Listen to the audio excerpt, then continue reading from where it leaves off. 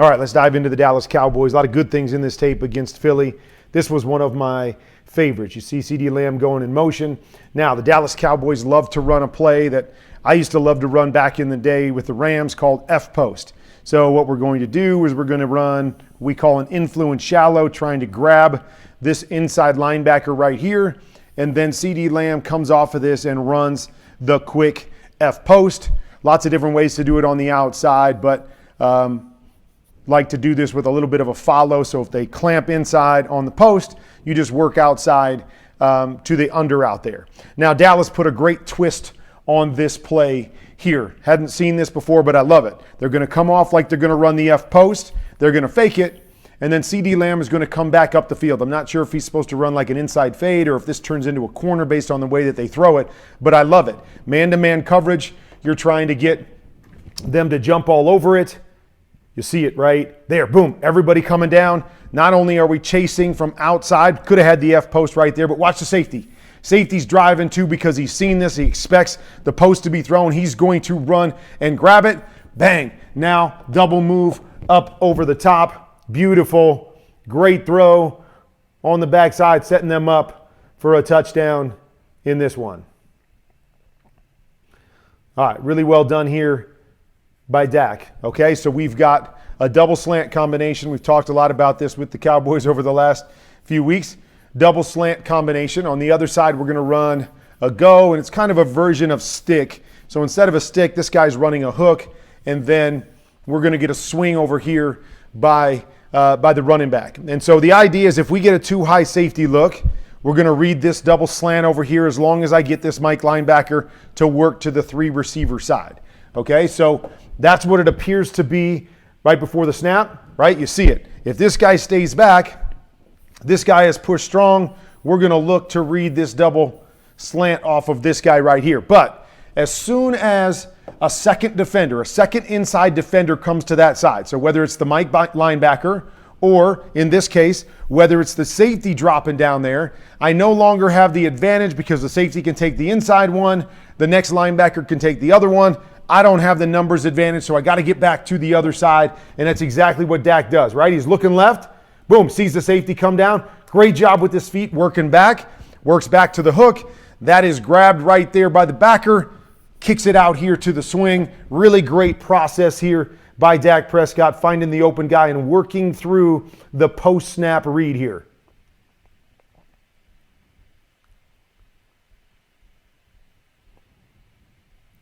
All right, so on this particular play, we're going to run what I call a 72 combination. So a 7 is a corner route, a 2 is an under in this case. So it's a man-to-man concept. Both guys running away. As you see, they're running to different zones. So we don't like this against zone coverage. It's a man-to-man beater. On the top, I'm going to run a play I call Poco, post, corner, and then we're going to check into the flat over here. So that's a nice zone beater over to the front side, man beater down here to the bottom. Okay, so we end up getting man. It almost looks like a double team man with this guy going to CeeDee Lamb. Now, I'm not sure if it's a double team or if that guy's just playing what we call a cop position. So he's just kind of robbing the middle of the field, whoever comes in there, because you'll notice he comes off over here. But Dak looks to this side. Go ahead and stay to that side, right there. Okay, so everything's jammed up, a mess right there, no problem. Take that quick under right there and live for another day. But you'll see that linebacker ends up coming off. So as he comes off, that could work up to the corner route right here. But again, it got a little sloppy over there because that extra defender. And Dak does a nice job here of just making plays with his legs. Done this better the last couple weeks. Now, again, I don't know, kind of a dangerous pass right here, but nonetheless, hey, they make the throw, they make the play. You can't harp on it when they buy some time and create, and he did that right there. Maybe had a shot at the 72 combination early, didn't like it, bought time, made a play. Okay, another one right here. Okay, so again, you can say a lot of different things right here as this plays out. So they're playing two-man. So it's a too high safety look, and then it's man-to-man underneath. Okay, man-to-man underneath. You see all those guys playing man-to-man. So it's a really tough coverage to throw against, period. But they're running all goes right here, so it's even tougher because you can't really throw the go on the outside because we've got safety help there. Trying to get the seam on the inside. He's getting jammed outside. There's a safety there. It's just not very good, okay? Now, this guy does beat his man very, very quickly, and that would be a place that you would normally like to go against any too high shell. Whoever's attacking the middle of the field, that's where we're looking. So he pops open fairly quickly here. So you could say, Dak, you should be looking inside anyways. Maybe you can make that, but that's more of a happening because that guy just beats his guy really, really quickly. But there he is, right down the middle of the field. You got a shot, but I get it. You're looking at a lot of different things. Two-man, you don't expect him to pop open that quickly. And again, buying time, ducking underneath here, and now we create. Man, great throw, right? You see this right here. This is a look when Dak's throwing this football underneath coverage. We're creating over here, but another nice job by Dak when things aren't there, not forcing it, not just throwing it up, but buying time and creating a big play, setting them up inside the red zone.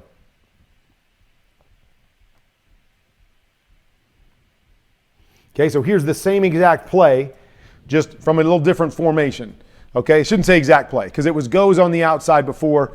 We run double seam, so same idea. Two guys going down the seam, one kind of taking the middle. These guys on the outside making it look like go routes, and then they're running what we call stop routes on the top. So we like to work the middle safety.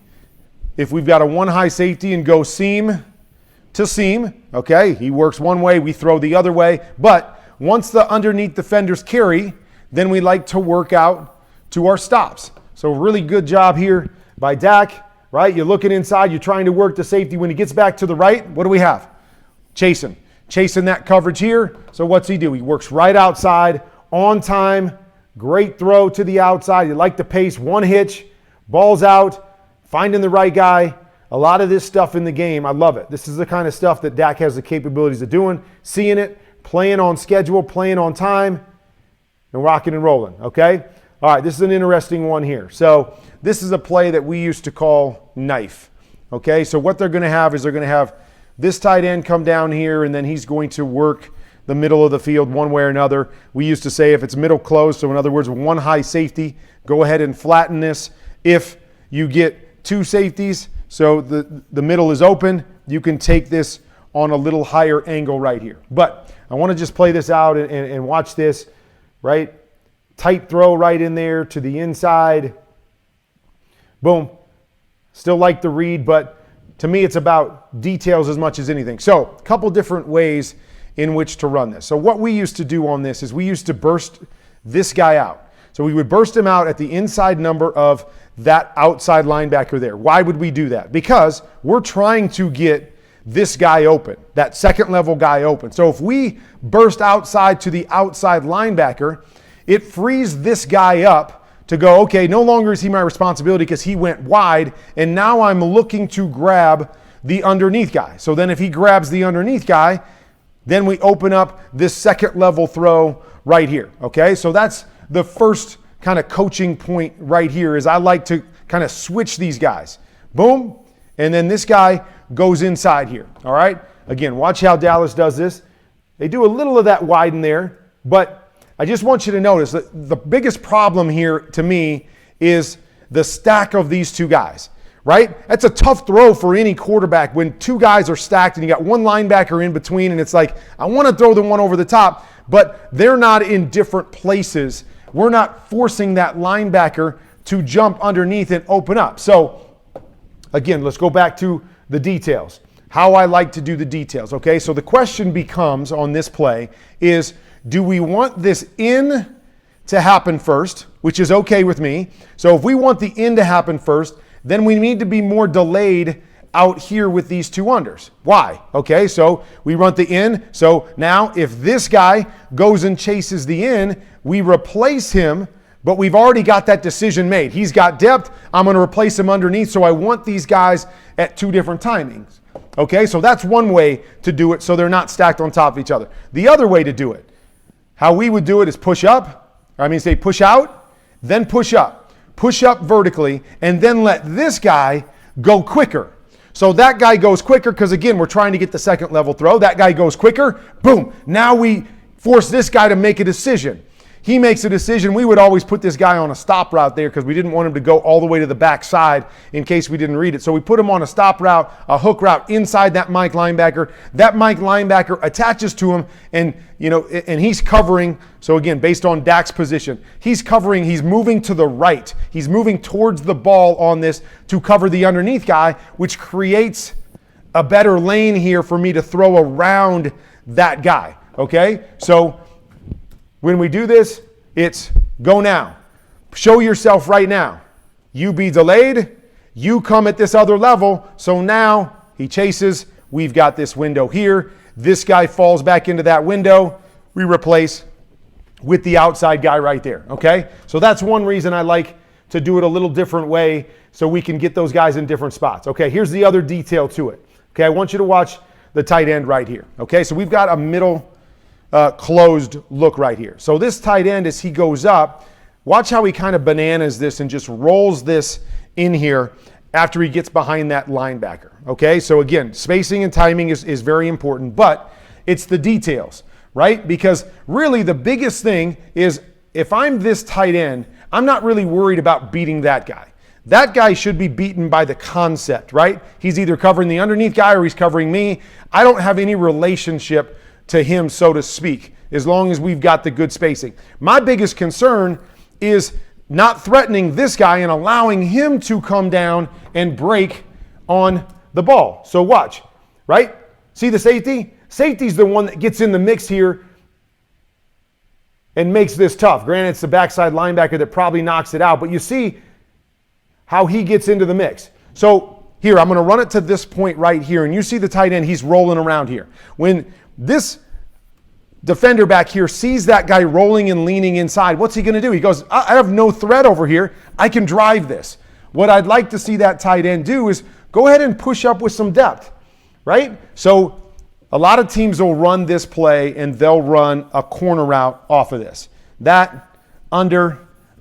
Okay, so that's a play that everybody runs. So we want this play to look exactly like that. So what I'd like this tight end to do is outside release, push vertical and push to his depth. So we used to always get to at least 12 yards. Push to 12 yards and push vertical, because when I'm pushing vertical here, that's what threatens this guy. He sees me coming. This is what makes him go backwards, which is what I want to do with a secondary defender. I want to force them to get depth and then snap it flat in front of them so they can't drive on the football. The quicker I am and the more I banana this, the less threat I have on this safety. So as we push up, I just want you, what if he pushes up another 4 yards vertical, right? That guy has got to respect that as we're going back. Then we cross his face. Then maybe we've gotten a little more separation here, even though, again, I would do this a little bit differently and send my number 2 faster so I can open up my number 1 or my in route and get some separation so I don't have to wrap it around everybody and make a tight throw right here. But I still like to read. That gets the underneath linebacker to flatten his feet. He's going up over the top. Just clean up the details a little bit. I think it can make that play a little bit better.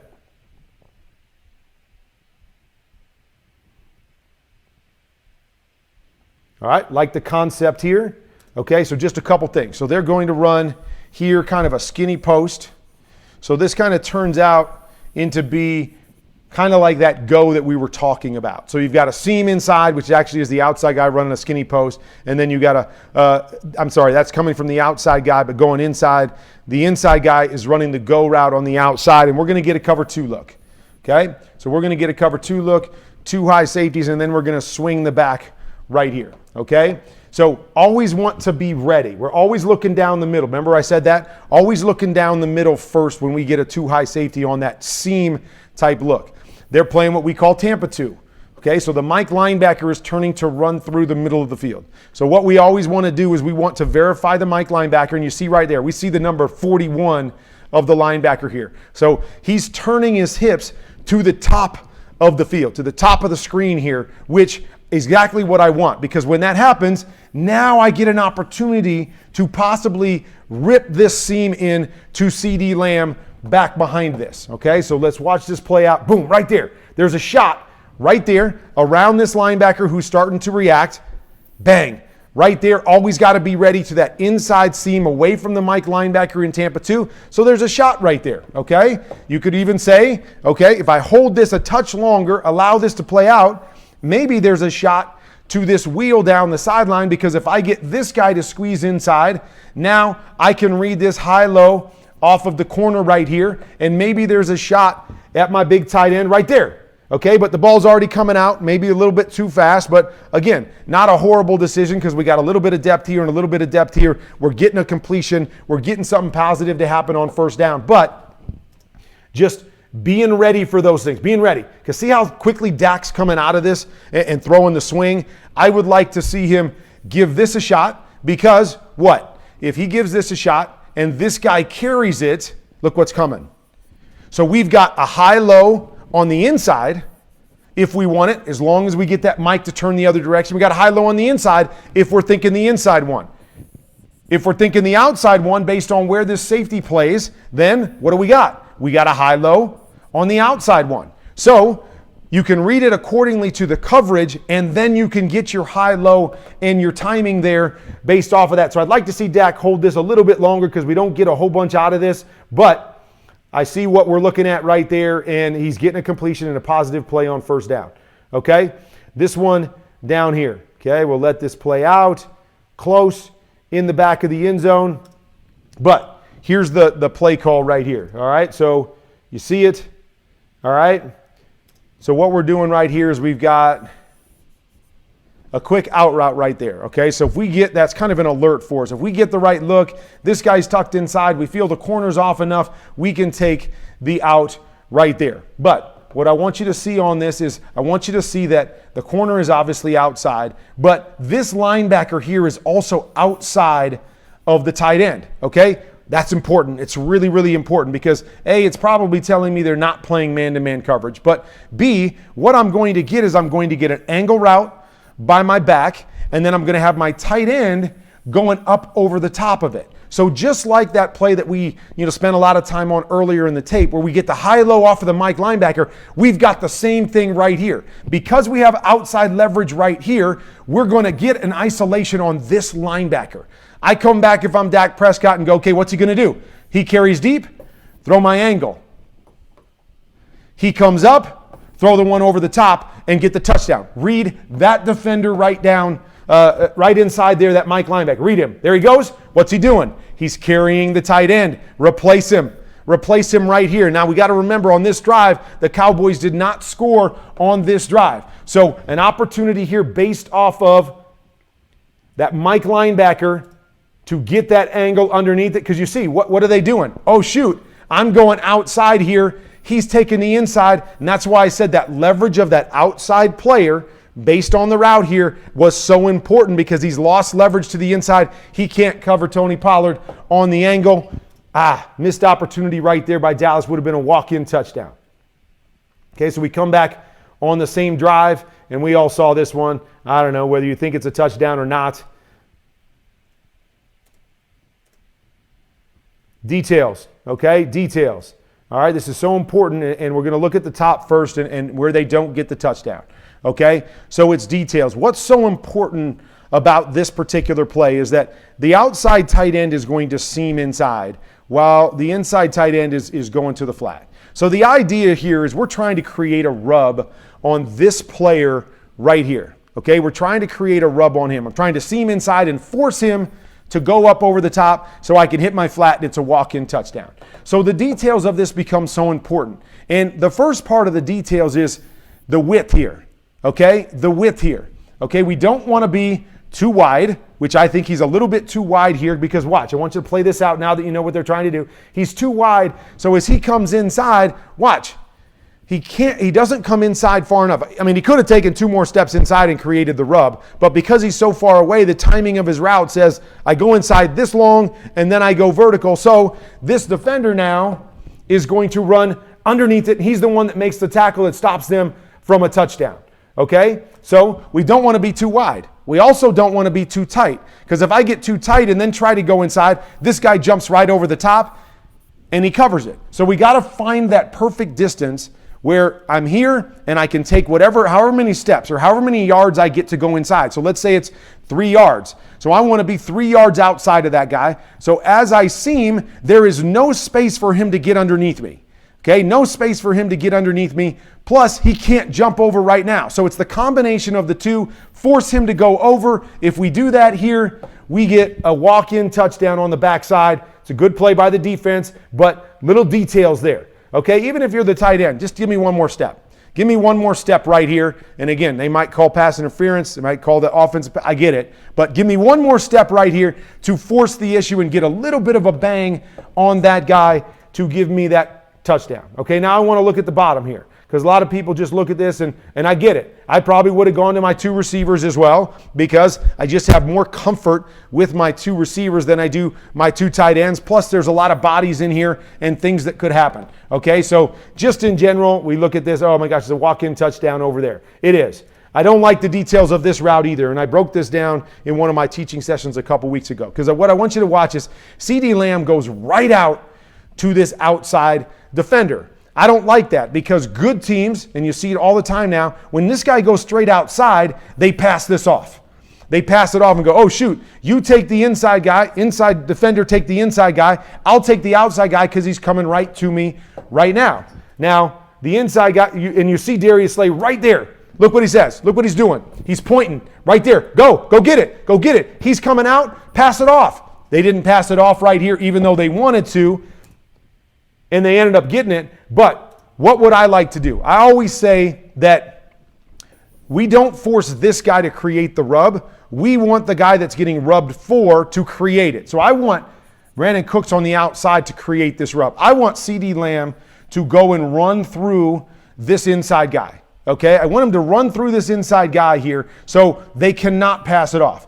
Now Brandon Cooks' job is to push up, hold Darius Slay for just a second. Don't let him go right now. Hold him for a second, and then boom, come right off the tail of CeeDee Lamb so we don't give them an opportunity to pass this off, right? So I like what Brandon Cooks is doing there. He's pushing up a little bit so he holds Darius Slay.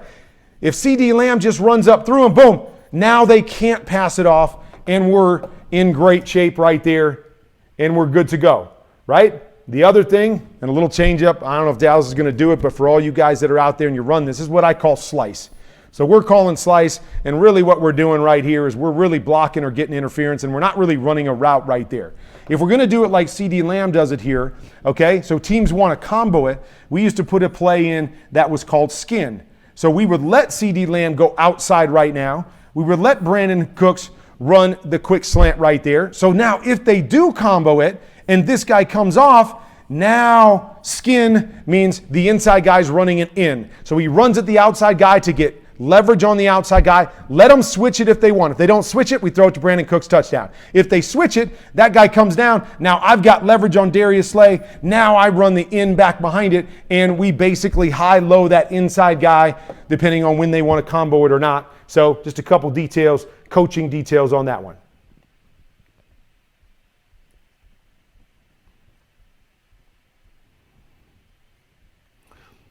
All right, so this particular play, it's kind of off of that double seam play. So we're going to run stops on the outside, seam, looks like a seam here, but we're actually running a stop here. Looks like a seam here, so we're running a stop. So it's a complement to that double seam route that we ran earlier in the game, but now these guys are going to run stops. So how are we going to read this? Okay, for me, if I get a too high look where I get the help up over the outside players again, I like to read this inside, and we got to be ready to rip that.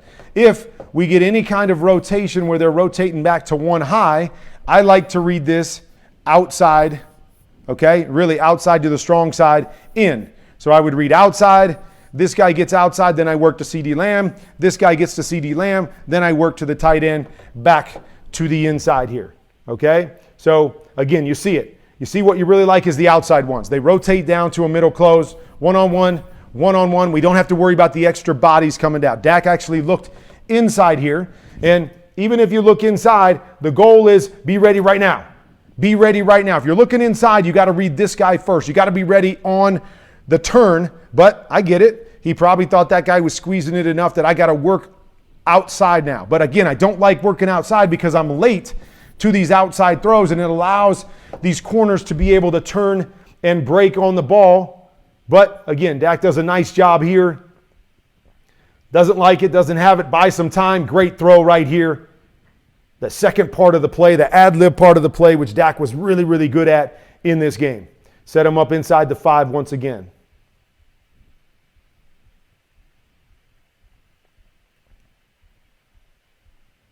Another really good play right here. Good throw. Okay, so we're running it over. I'm going to clear this out, clear this corner out. I'm going to get CeeDee Lamb on the over.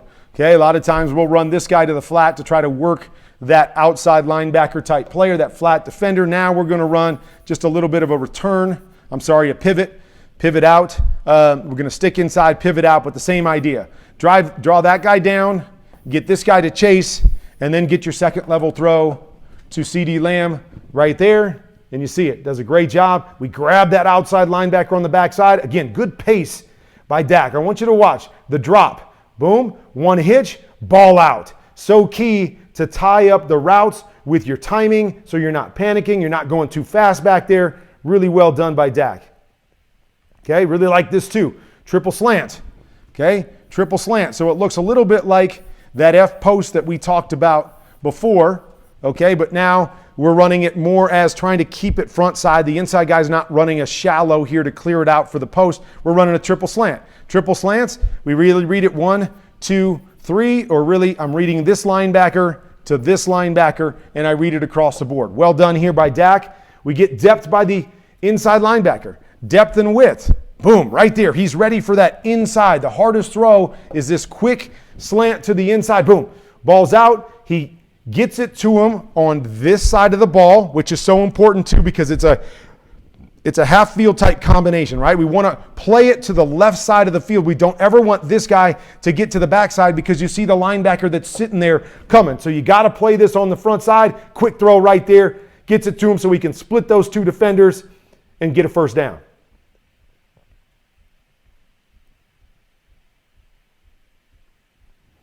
Okay, so here is that same play that we saw before, right? Stop, hook.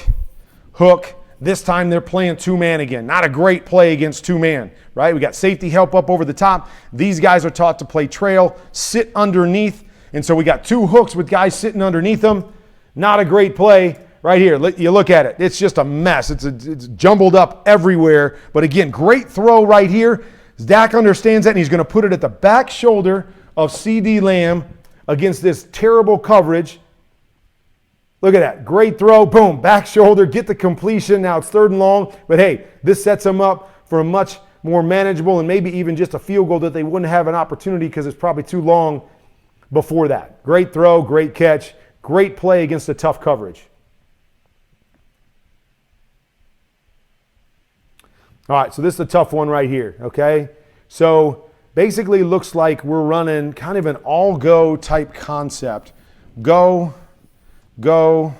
seam, go, and then I really don't know what Turpin is doing over here, okay? He kind of pushes up, and then he goes out, but he goes behind the linebacker here, the guy covering him. So I just want you to watch. So he's looking that side. So I think he's expecting, and he actually ends up winning here, but I understand why Dak comes off this. Bad leverage, because normally if you're running an outside breaking route, you'd really like to stem up, stick him outside, and then get the leverage. Turpin goes inside here, and Dak's looking at him, but there's what you got. And again, he ends up coming open outside of him, but I understand the bad leverage here, and it leads to a sack. The only other opportunity here, and it's tough, because you have to say to yourself, are they playing a 1 high or a 2 high, right? Because if this is a 1 high and this guy's working back here, you don't necessarily like your middle read. If you think this is a 2 high and you can hold this safety backside, see where this safety is. This safety is outside of number 3 again. That's why we like the middle throw against middle high so much, because we have leverage on the safety, and now we just have to beat the underneath guy, but I got to know what's happening with this guy. So, granted, probably looking at the one-on-one right there, so he's not staring at the safety. But the other possibility is hold that safety backside, and then you see the throw, right? Hold that safety backside if you're saying it's a 2 high safety. lay that throw up here to your big tight end in the back of the end zone and see if we can get a tap for a touchdown. This one was kind of messed up from the get-go, but just a couple looks because they struggled down here in the red zone getting those touchdowns to really finish the game. And this was one of those, just kind of messed up across the board. I'm not really sure what the goal was, but it just didn't work out for them.